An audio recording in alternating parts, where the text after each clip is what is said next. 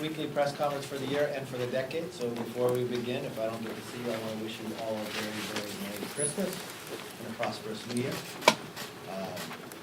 Being our last press conference, I guess we're going to start just where we started with our first one about a year ago, talking about impeachment. You watched what transformed last night on this floor. It's something that we've said all the time. The weakest, the thinnest, the fastest impeachment in U.S. history. Schumer even admitted, trying to ask for more witnesses, that what happened on this floor over here was wrong. Now we have the own Speaker of the House who is so embarrassed, she admits the failure of his impeachment, but she will not even send it to the Senate. So embarrassed that I watched in her press conference, she wouldn't even take your question. That is not a good legacy to have. She's admitting defeat by not sending it. By refusing to send the impeachment over, she knows it's outcome. It's not good. She knows the facts are not there. There's no basis for it. At the end of the day, the American public needs to be done. So with that, let me open it up for questions. Yes? Since you brought up Nancy Pelosi's legacy, do you worry about your legacy defending a man who suggested last night that John Dingell might be in hell, attacked a 16-year-old girl last week, said she has anger management problems? Is it difficult to defend a man who talks like this? The question to me is, am I worried about my legacy? No. Am I worried about my legacy of standing up for the Constitution? That it is not impeachable what the President did. The question before me as a member of Congress, is that impeachable? Even, which I would consider probably the most respected constitutional scholar, someone who's not a Republican, a Democrat, Jonathan Turley even said, the only abuse that was moving forward was the Democrats. That there was no bribery, there was no obstruction, and that's the job that I have. Will I be embarrassed the fact that I just served for a year in Congress, and the record of this Congress is more subpoenas than laws? I'm embarrassed that this is the Congress that did that. I'm embarrassed that this Congress promised to be different, and they haven't. I'm embarrassed that this Congress designed their entire time, from selecting of their committee chairs, from the freshmen on their first day, to Adam Schiff, with only one goal of impeaching the president. When they moved to that impeachment, going against everything and every fear that Alexander Hamilton had, that the animosities would be so great, that they'd use their own political raw power to do something different, and they did it, and now they're so embarrassed that they wouldn't send it over to the Senate. Yeah, I'm embarrassed about that. Should you say what you did about John Dingell? You've had a record number of Republican retirements over this Congress and the last, including Mark Meadows today. What does that say to you about the health of your party? Health of our party is very strong. Let's talk about it. Last Congress, when we had retirements, I was sad about that. I wish we didn't have it. I wish Congressman would not retire. I'd never met a man named Dan Crenshaw before. This new, young Navy SEAL, who's now probably the strongest Republican on social media talking about policies and ideas. It's healthy. And for those who are afraid about Republican retirements, I would not be. If you take the average of the retirements based upon where, if you look at the president's votes and others, it's an R23. A Republican's going to replace Mark Meadows. I wish Mark Meadows would stay. He's been a great mentor. But from the same point of when you look back, the thing about the Republican Party, we don't believe this should be your entire life. I watched Steny Hoyer, and he's a dear friend of mine, but he said in his speech the other day that he's been here 38 years. I don't think that's what our founders designed or thought of. And with the Republican Party, we're healthy. We renew new blood in. What's happening with a lot of retirements when you look across, and in 2010, I happened to be the recruitment chair. Remember, in 2010 is when Republicans defeated 63 Democratic incumbents. If you measure us today of where we are as a party on those who are running for office, we have more than 100 more than we had then. We have more women Republicans running for Congress than any time in the history of the Republican Party, veterans and others. So we're stronger than you and I. And if you sit today, I watched Speaker Pelosi said, what she had, a step in her, jump in her, swing in her step. That may be true because her conference is going to be a little lighter and a little smaller, and the Republicans is going to be stronger after today. So, if you're asking about the party, you're asking about retirements, Republicans are going to replace. I think the question is, Speaker Pelosi, when she started this impeachment, she promised her own members that the public would be for. But we found that not to be the case. She promised that they'd be stronger, they're going to be smaller. We're the stronger conference after. I just don't find that any of this was healthy in any aspect that you measure. It definitely is not healthy for our government, but it's definitely not healthy for America itself around the world. Yes? Two-part question. If you could respond to an earlier question about can you defend Trump's remarks about delayed John Dingell. But my question would be, this week federal prosecutors revealed that Lev Parnas, Giuliani's indicted associate, received $1 million, came up during his bail hearing. As you know, some of Lev Parnas's money was sent to your committee, you donated it. Can you respond to both the development in the SDNY prosecution, what that means for now the linking of Dmitry Firtash, the oligarch, to Parnas, and what that means for the investigation? I don't know, the investigation will continue to go forward. I thought you were going to refer to, when you said what happened this week, I thought you were going to refer to the judge based upon what happened at the FISA court and the FBI spying on the campaign.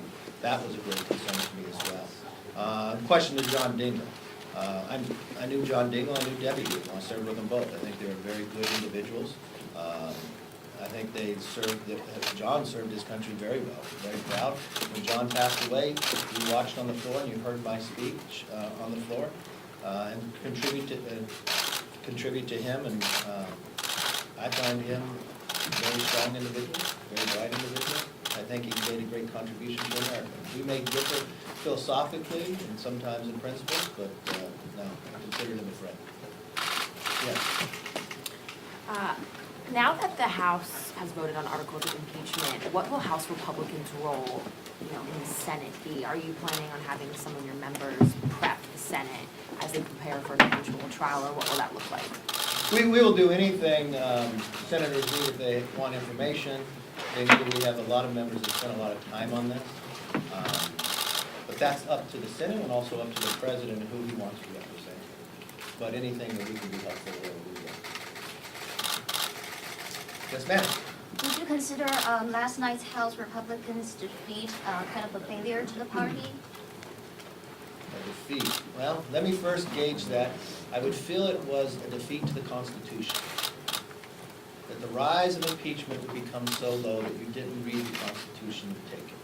I consider it a defeat in the idea that we didn't hold the same standard that the Speaker asked us to hold in March of this year, at least at that time. That impeachment was so divisive that it'd have to be overwhelming, compelling, and bipartisan. What I watched last night, the only bipartisan vote was against impeachment. A Democrat who's actually running for president voted president.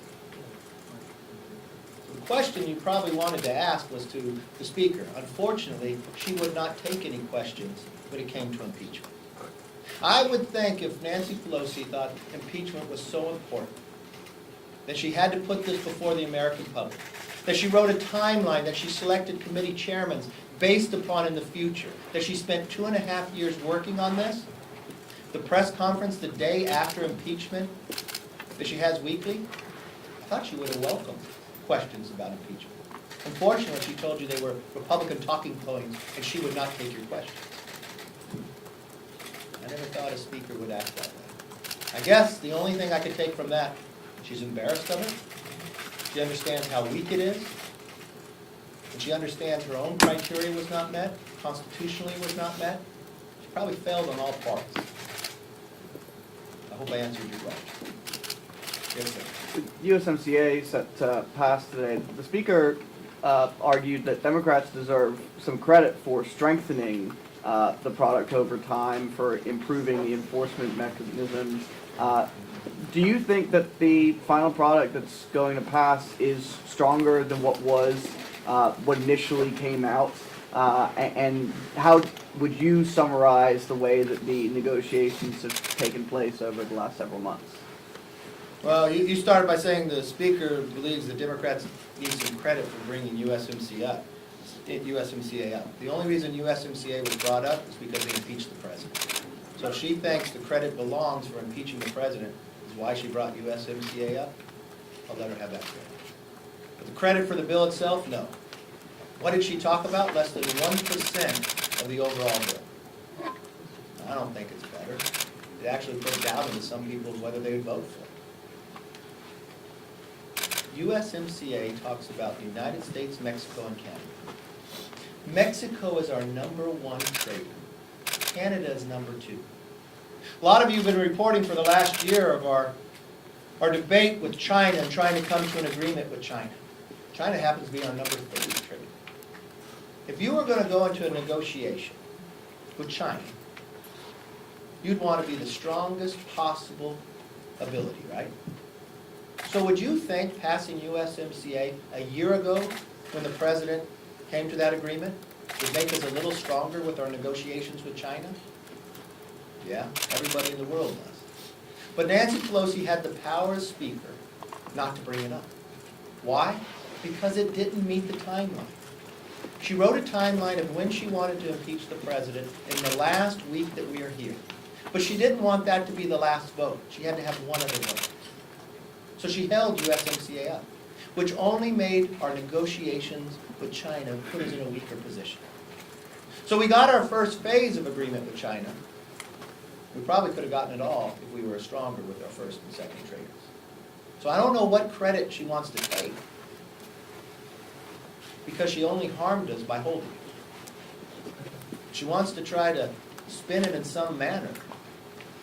But if you're only negotiating 1% of the bill, I don't know how much credit you can take. America will be stronger because of USMCA. Presidents before have promised they would renegotiate this after 25 years. But only one president was able to accomplish it, President Trump. If you want to take, okay, let's look at the floor and let's see who should get the credit. Well, I took and I looked at every time the USMCA was brought up on the floor in the last year. You all know what the percentages are? 91% of the time that USMCA was brought up to bring up to a bill and talked about was from the Republican side of the aisle. 9% from the Democrats. So I think history will tell who gets the credit. I'm just very proud of our members for never giving up, for continuing to put pressure. But the greatest pressure that finally changed the Speaker's mind was the impeachment, because she did not want to go home with that being the final vote. She's so embarrassed by it, she won't even send the papers over. She's so embarrassed by that, she won't even take your questions. Why will she release the papers? I never thought I'd see a speaker take that position, but I guess that's where we live today.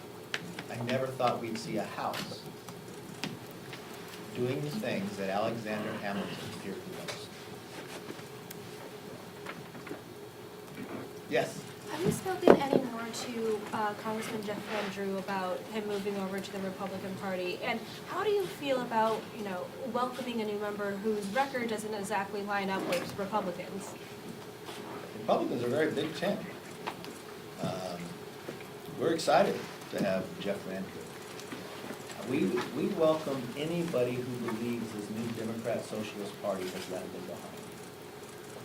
If you want to say what's welcoming, why is he leaving the Democratic Party? There's many times in the past that members from either side of the aisle have left their party to go to the other. But I can't remember a time that somebody left from a majority party to join the minority party. So that question that you raised to me, and the premise of it, really should be asked to the Democrats. How can you be excited if you started this whole process thinking the outcome would be better, and your own conference got smaller because of it? It showed the differences. It shows you're not ready. It also shows you cannot have a difference of opinion. When you watched the body language on the floor last night, you watched those 31 Democrats who sat in seats that the President carried. Their shoulders were down, their head was down. They're not proud of what they were in. It was almost like the pressure was too great for them. They felt the pressure inside the chambers from their own conference greater than the pressure of the constituents back home of who they said they would listen to. They've watched it inside their town halls and others. Many of them promised before they even got here that they would not vote for Nancy Pelosi for Speaker. They broke that promise right away. Because that promise of those 2.5 years to impeach the president was too great. Many of them would say that they did not want to impeach the president. That's not why they came here. The chairman of the committee of impeachment, Judiciary, was selected based upon that fact. The congressman they selected to represent the 2 articles of impeachment inside the Rules Committee, 2 days before the president was inaugurated, said he was going to impeach the president. The freshmen who now pretty much control the floor for the Democratic side, who gave them the majority, on the day of being sworn in, a few hours later, said they wanted to impeach the mother. So, I guess that much of pressure outweighed to these 31s their own constituents. But the difference is 11 months from now, the constituents will have a voice. For all the frustration I see, this is still the greatest form of government. Because the people have the power. This impeachment vote yesterday was sandwiched in between 2 pretty bipartisan major votes this week, the spending bill, which had both bipartisan opposition and bipartisan support, and USMCA today. The Democrats say that shows that what they have said all along, that they can walk and chew gum at the same time, that they can hold the president accountable while also legislating. Do you think that it shows that there can be some bipartisan cooperation despite all of what has been hanging over Congress over the last several months? There could be a lot of bipartisan support, but let's just take your question. We had bipartisan bills on the floor. A spending bill. When was the spending bill due? How many times did you have to do a continuing resolution before the pressure of Christmas coming, before the pressure of the troops not getting their pay raise? I don't think that's bipartisan. I think that's a failure in their job. Bipartisan, you become a new majority. You promise that you'll be different. They never passed the budget. Bipartisanship, we started at the very beginning, concerned about prescription drugs, so we had 3 bills that would lower the price of drugs, come out of energy and commerce, with every Republican and every Democrat voting for it. But there was one person that had the power to change the bill, not in committee, but sheerly by herself, the Speaker. She changed the bill before it came to the floor to make sure it wasn't bipartisan, to make sure it could not become law. USMCA, you say, is going to be bipartisan. It will. We've waited 1 year for it to come to the floor. Why? Why would they put them all this week? It's interesting, we even used the word sandwich. Could it be they had a timeline? Could it be that they waited for the impeachment? Could it be that they could not have the votes for USMCA unless they promised to impeach the president? Could it be those who sit in the districts that President Trump carried that wanted USMCA had to pledge a vote for impeachment to get USMCA come? I don't know. That would be a question for the Speaker, but I guess she doesn't take your questions on certain subjects. It's only the ones that she wants to talk about. It's interesting for an elected official to have that answer. Does the decision to not hand over the articles to the Senate right away, does that have any precedent, or does it raise any constitutional questions to you? I don't think she has the constitutionality to keep them. To me, it's about admitting guilt. But then again, she just makes the rules up as she goes. Remember, we did not use the standards that we used for President Nixon or Clinton. She changed all that. We did not use the standards that the Constitution tells us about impeachment. We changed it for that. We did not use the standards that the Speaker laid out to us in March. She changed it after that. It's an embarrassment. And I don't think the American public will sit back and take it. Thank you for your time. I wish you all a very Merry Christmas. Thank you. Thank you.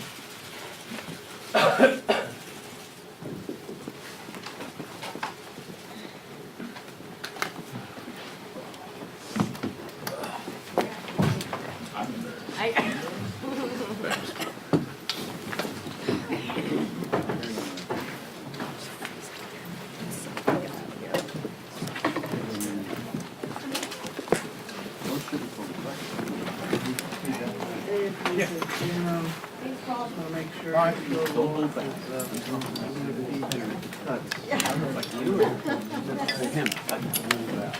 I need help too. I know.